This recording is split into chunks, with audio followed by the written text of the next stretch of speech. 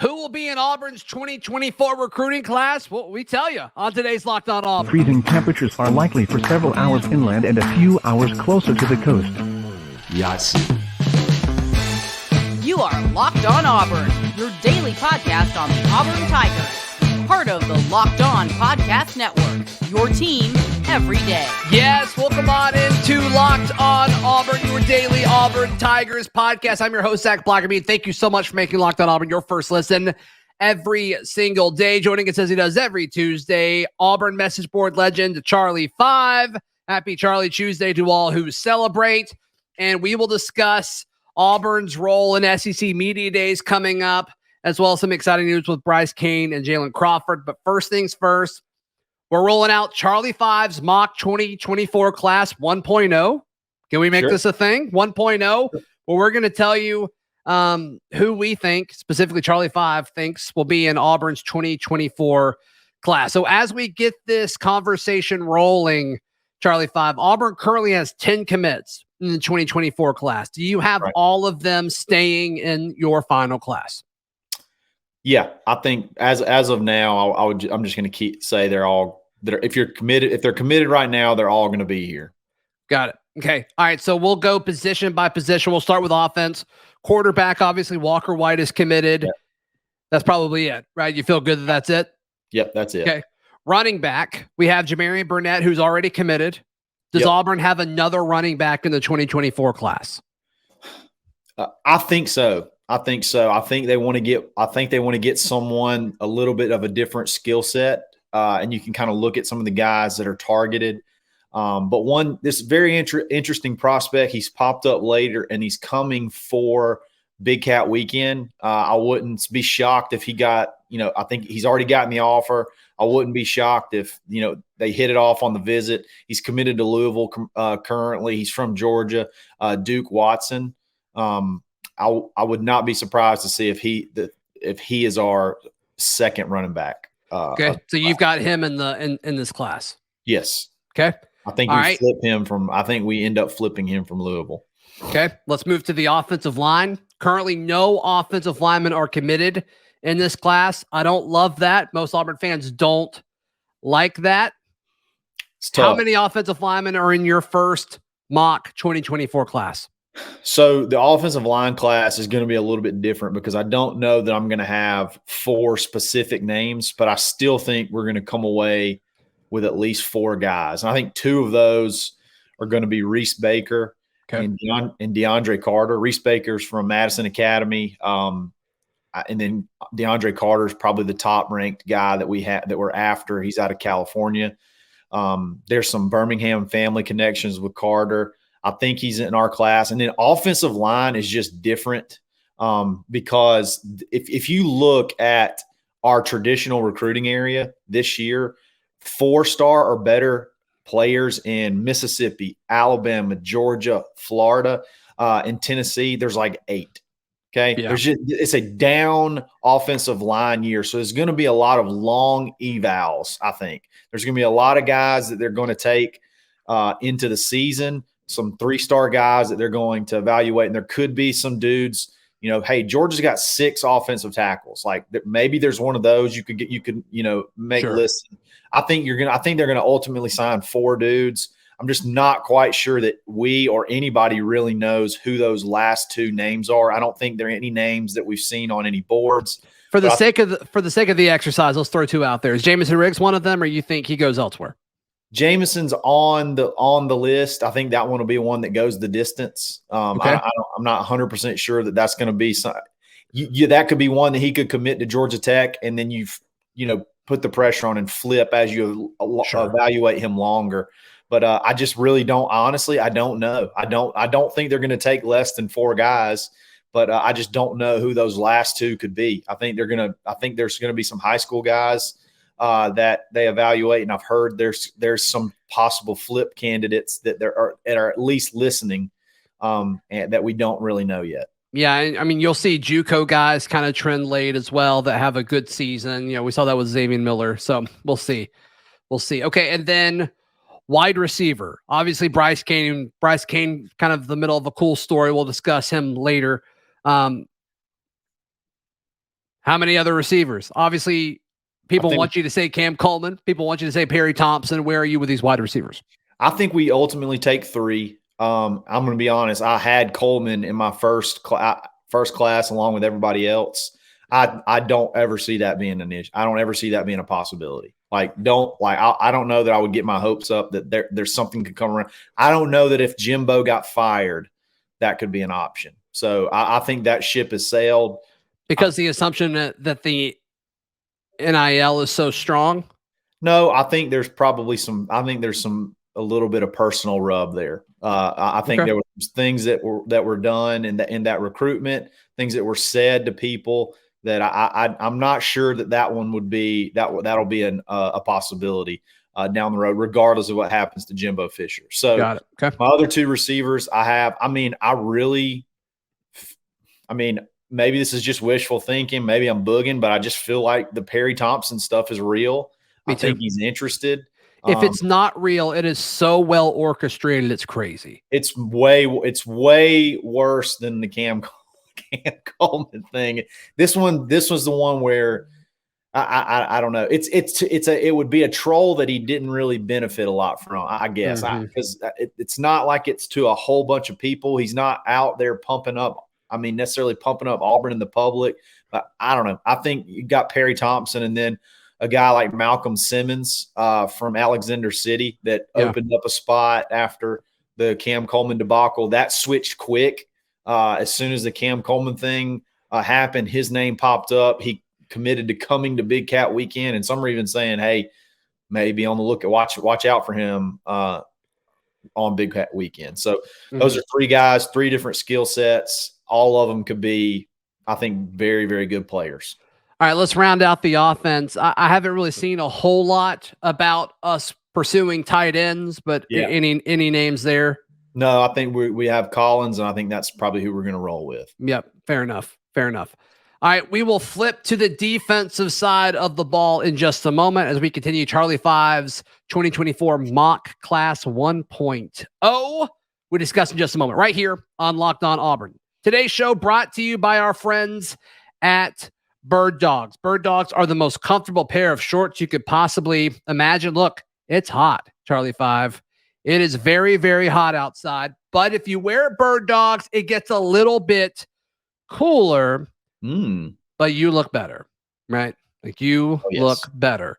And so it's comfortable. But let's be honest, if you're anything like us, you're somewhat vain. And so you want to look good sporting these things. And Bird Dogs can certainly help you out. You don't even have to wear underwear.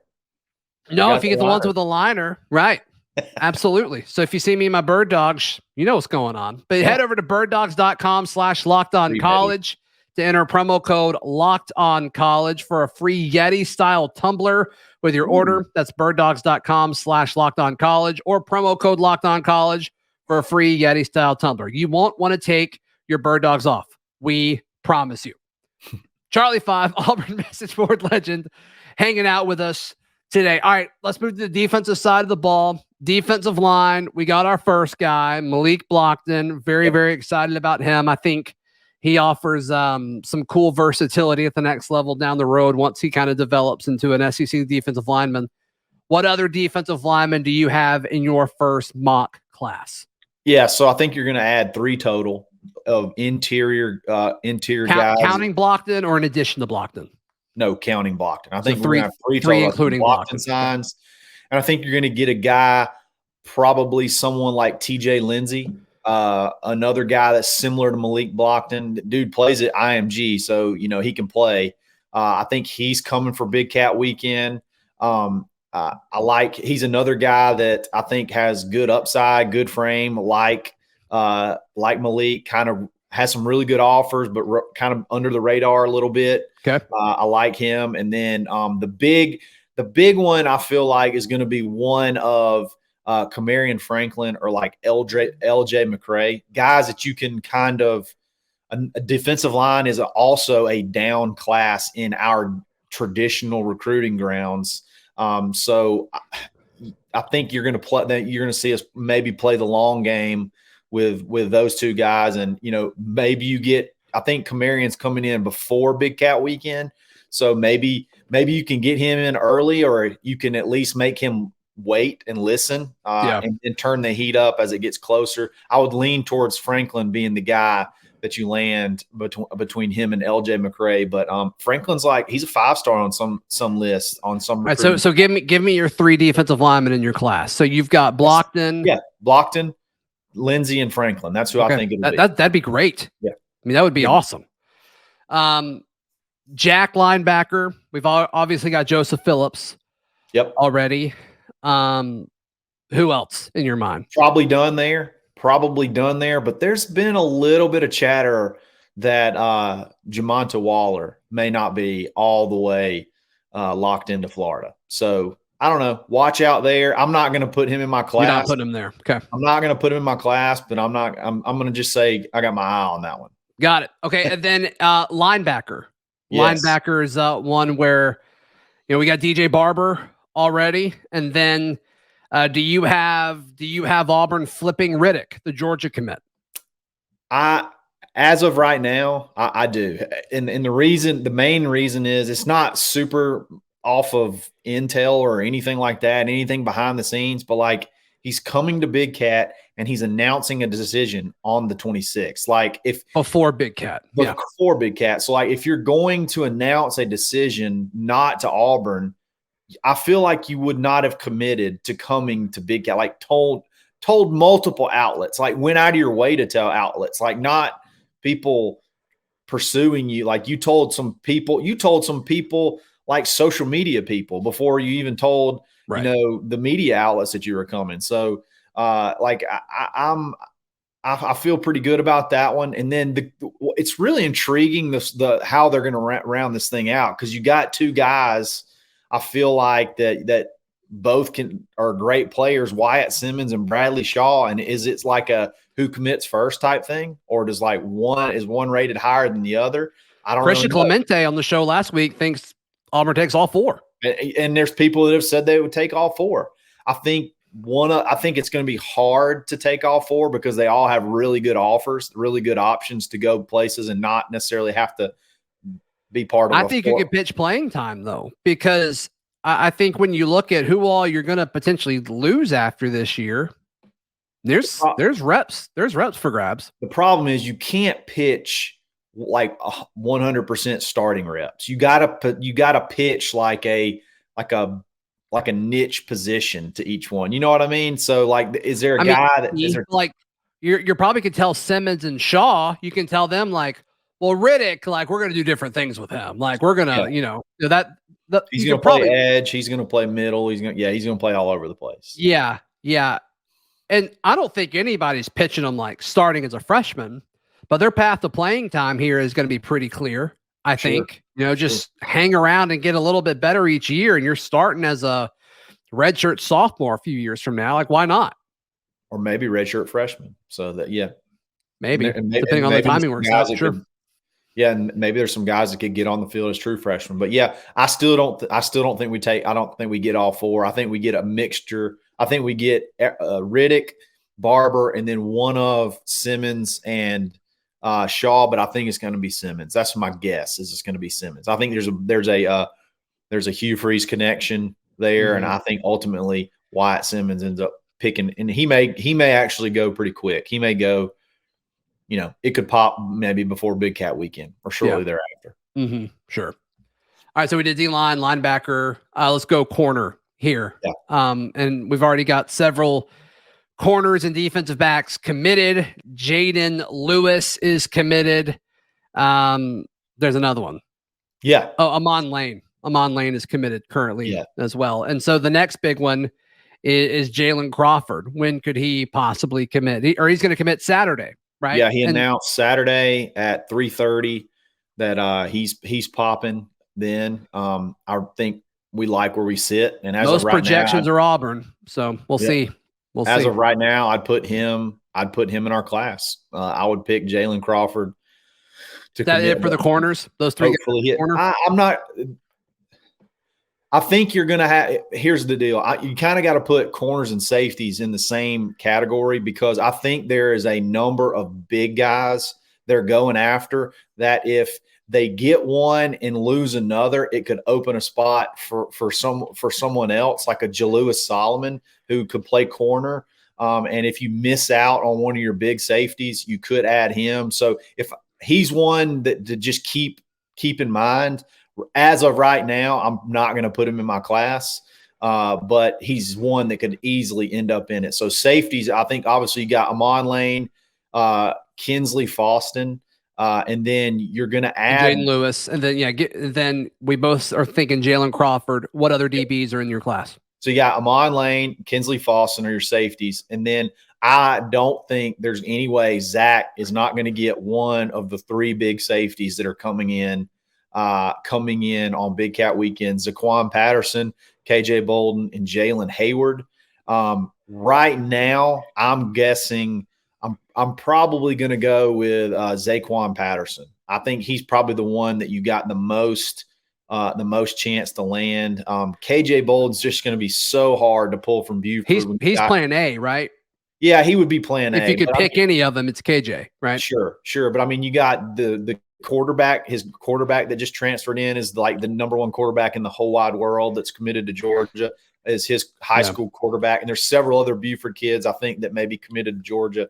So that one's just going to be – he's coming to Big Cat Weekend. So, I don't put anything past anybody. But if I'm just having to pick one, I'm probably going to go with Zaquan. And I think Zaquan's rated as a 5-star on a couple of sites. So, that's probably how I would round my class out. So I would have my DBs would be Lewis and Crawford at corner, and then Lane, Faustin, and Patterson. And then if you happen to miss out on Patterson, does a Solomon work back in to being part of the mix? We'll just have to see. But sure, I think that would be a solid class. I've done the class calculator on 247, and it comes out to around 10, 8 or 9, 10, 11, somewhere around that was where it would kind of land. I think we take that. Yeah, and we mentioned Jalen Crawford will commit this Saturday. Most people are predicting Auburn.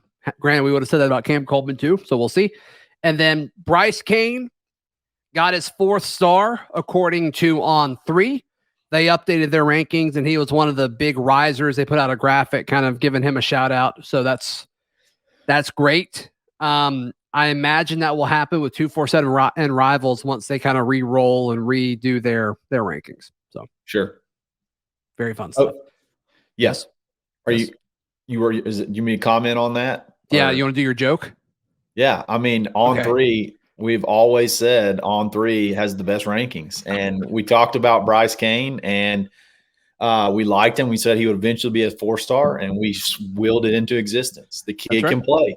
The kid can play. At the Auburn camp, he was better. They said, and this is not copium, this is legitimate. They said he was the best player on the field with Cam Coleman in the field. So take that for what it's worth. We did say that before the Cam Coleman stuff happened, but it definitely feels like copium to some extent. It's some. It may be some. It may be some. Yeah. Oh, well. That's okay. All right. Auburn surprised me with who they're taking to SEC Media Days. Let's discuss in just a moment right here on Locked On Auburn.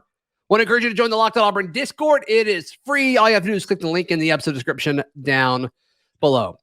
Charlie 5 accompanying Hugh Freeze at SEC Media Days. Luke Deal, which I think is the least surprising of the three. I predicted him. That's the only one I got right. Really? Yeah. Elijah McAllister and Cam Stutz. Yep. The Cam Stutz one's wild to me. It's wild. I'm cool with it. And the more I talked to a few players afterwards, I was like, guys, I'm not going to lie, this surprised me. And apparently he's starting. So that makes me feel better about the situation. I just kind of never really penciled him in as a starter. I thought he was just going to kind of be a depth piece, but I was told by multiple players yesterday that he is a starter currently. So there you go.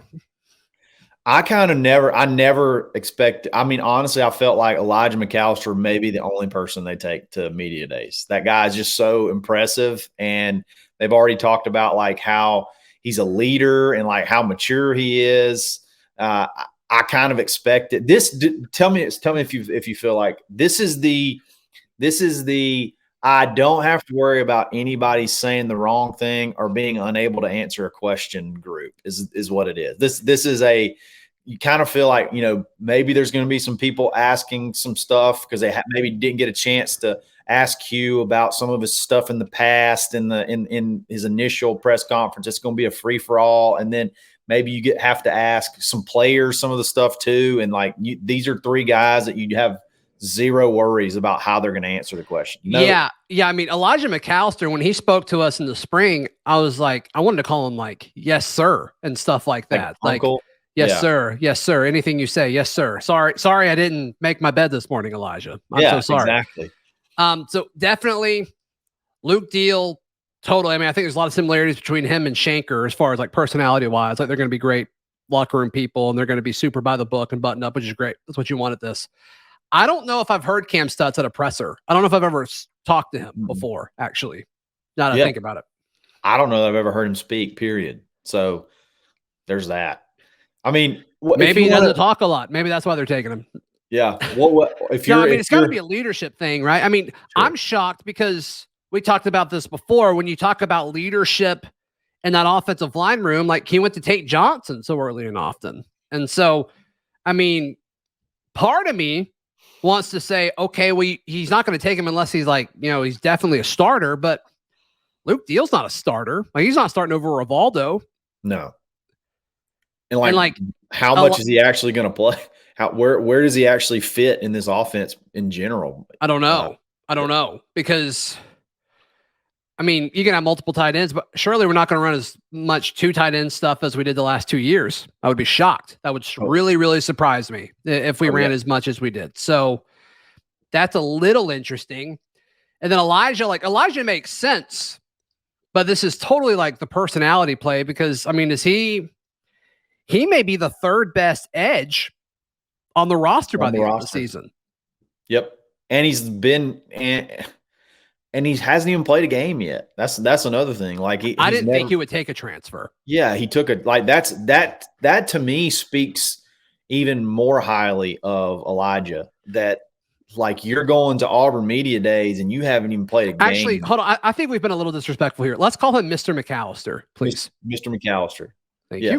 Yeah, sure. Mr. McAllister. I mean, he hasn't even played a game at Auburn yet, and you're taking him to essentially be the face of the program for the media kickoff for the season. I mean, that speaks volumes.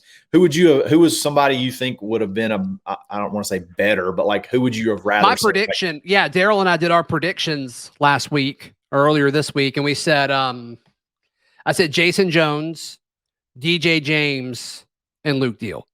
Those are great. Those are great. How did DJ James? I mean, you're talking possibly your highest draft pick.